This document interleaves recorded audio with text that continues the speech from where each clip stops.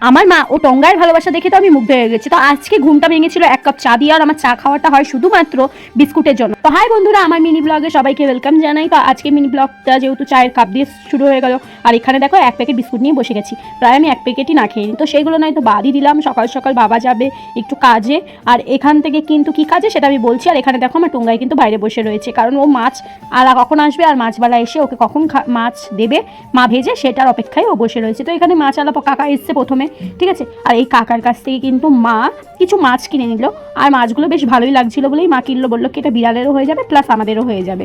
বিড়ালদের জন্য একটু হালকা হালকা মানে বেশি ভাজা করে না, আর আমাদের জন্য ভাজা ভাজাই করে, ওইটা দিয়েই তরকারি করা। আর আমার টঙ্গাইকে কিন্তু সকাল সকাল আমিই আদর করি, এখানে তো তার মাই আদর করছে। তো যাই হোক, আর আমার বাবা কিন্তু কাজে যাবে, যেটা বলেছিলাম আজকের কাজ হলো আমার বাবা যাবে দাদু বাড়ি গিয়ে মাছ ধরবে, কারণ দাদু ইনভাইট করেছে। আর দাদু কিন্তু মাছের ব্যবসাও করে, আর দাদুর অনেক ব্যবসা আছে, ঠিক আছে। তো বাবা যাবে, তার জন্য না সব কিছু মানে এই যে রসুন পেঁয়াজ ছুলছি, ঠিক আছে। আর এখান থেকে কিন্তু বাবা খেয়েই বেরিয়ে যাবে। তো এখানে তার আগেই খাওয়ার আগে আমি বাবাকে বললাম, বাবা আমাকে একটা ডাব ছুলে দাও, আমি ডাবটা খাবো। আর এইটা কিন্তু পুরো নারকেল টাইপের হয়ে গেছিলো, কিন্তু সত্যি কথা বিশ্বাস করো জলটা কিন্তু হেভি। তো চলো বন্ধুরা, যদি ভিডিওটা ভালো লেগে থাকে লাইক কমেন্ট শেয়ার করে দিও। Tata, love you.